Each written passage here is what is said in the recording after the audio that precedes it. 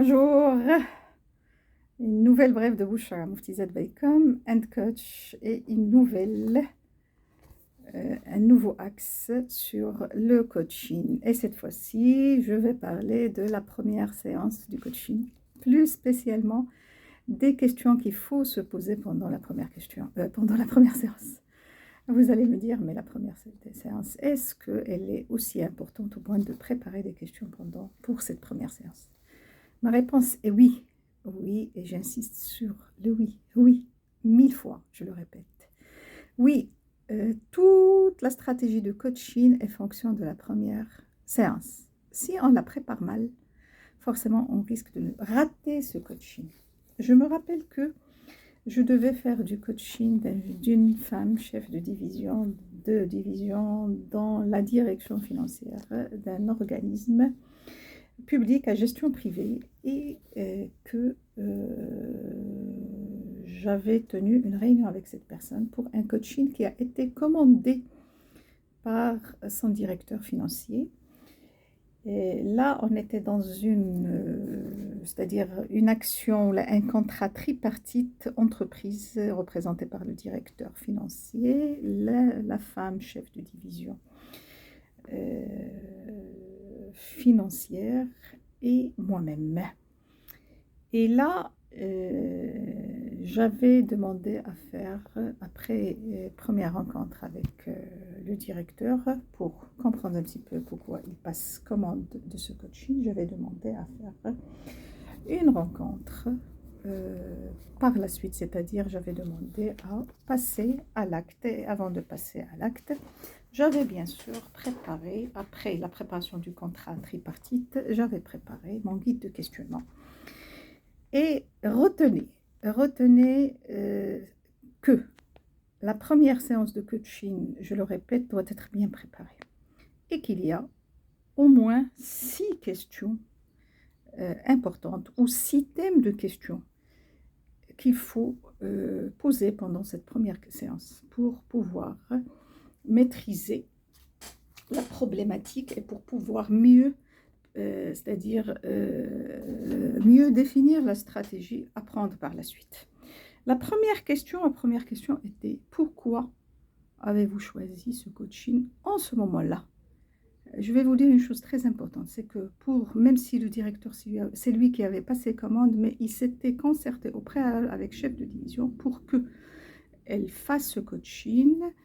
Ils se sont mis d'accord pour le moment.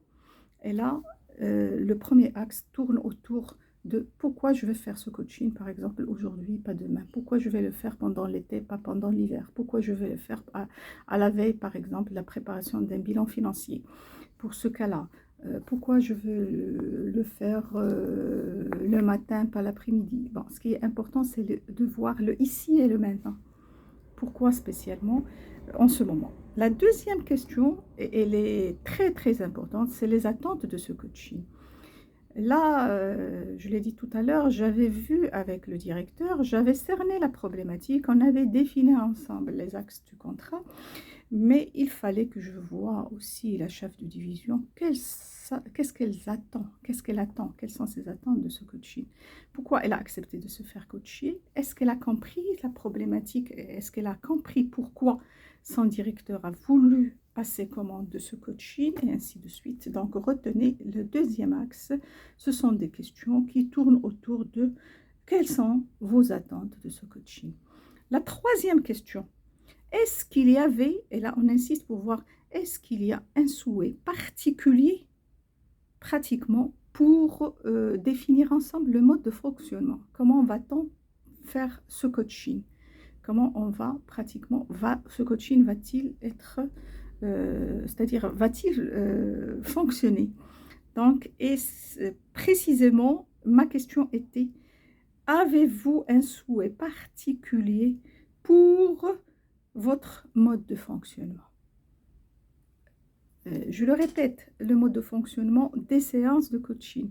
Est-ce que vous voulez qu'on fasse des séances de coaching hors de l'entreprise, dans votre bureau, en dehors de votre bureau? Est-ce que vous voulez qu'on fasse les séances de coaching parfois même à distance? Est-ce que vous voulez qu'on mixe les deux, surtout avec la Covid-19? Est-ce que vous voulez qu'on le fasse dans mon cabinet, en dehors, c'est-à-dire de l'entreprise? Est-ce que vous voulez qu'on le fasse dans un endroit neutre au bord de la mer? Ainsi de suite.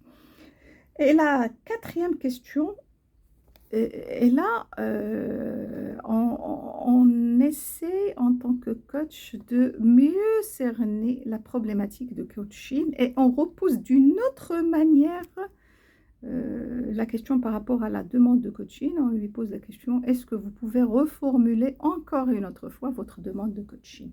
Ceci ne veut pas dire qu'on n'a pas confiance au coaché. Il faut qu'on fasse attention à la coachée. C'est comme pratiquement certaines questions qu'on appelle des questions de vérification lorsqu'on fait pratiquement une enquête dans le cadre d'une étude de marché. C'est que parfois on on reformule la même question d'une autre manière seulement pour voir est-ce que l'opinion de l'enquêté a évolué dans le temps. Et là, dans ce cas, on essaie de voir est-ce que la personne coachée a évolué c'est-à-dire au fur et à mesure du développement des différentes questions de la première séance. Donc, je le répète, ça ne veut pas dire qu'on n'a pas confiance, mais il faut faire très attention à la manière de lui poser cette question. Parce que là, il y a un élément très important, c'est la mise en confiance de la coachée, la mise en confiance du coaché. La cinquième question, c'est une question, et là, on va pratiquement ouvrir vers les autres personnes qui influencent le coaching et on pose certaines questions orientées dans un axe suivant. Et là, je me rappelle, le cinquième axe, il était en relation, là, il était intitulé tel que qu'est-ce qui ne dépend pas de vous dans la situation actuelle en matière de coaching? Je sais que dans ce cadre, il y avait le directeur qui avait passé commande, mais il se peut que dans le cadre, moi je me rappelle que pour ce cas très précis, c'était le directeur financier qui avait passé la commande avec pratiquement la validation ou avec l'approbation de la chef de division, mais il y avait toute une stratégie de coaching qui a été lancée par la direction générale. Donc, la réponse de la dame était que le directeur, c'est vrai, il avait lancé, mais en même temps, il y avait toute une stratégie globale au sein de l'entreprise. Donc, là, juste pour vous dire que la première séance de coaching, je le répète, elle est très déterminante. Il faut pratiquement se préparer c'est-à-dire préparer ce guide de coaching et il faut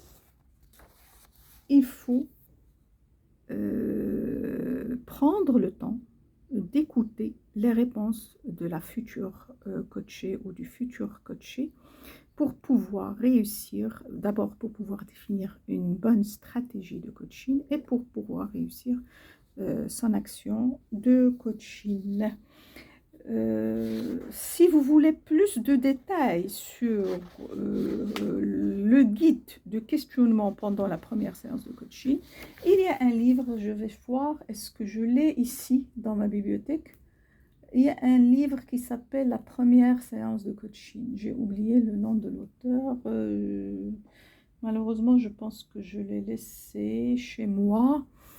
Il s'appelle La première séance de coaching où il décrit en détail avec des cas particuliers, avec des cas vraiment concrets issus du terrain.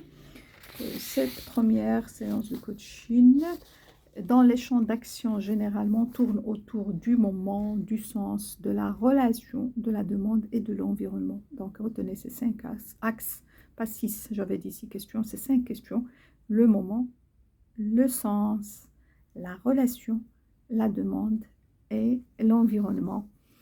N'oubliez pas de vous abonner à ma chaîne, la brève de Boucha Moufti by Com and Coach. N'oubliez pas de communiquer sur ma chaîne. N'oubliez pas de consulter aussi nos sites web www.comandcoach.com à toute fin utile, et on a le deuxième site web qui est un site web dédié à la formation professionnelle, formation universitaire et formation dans l'entreprise avec une connotation plutôt orientée entreprise, formation continue. Je donne le lien www.comandcoachformation.com et à la prochaine.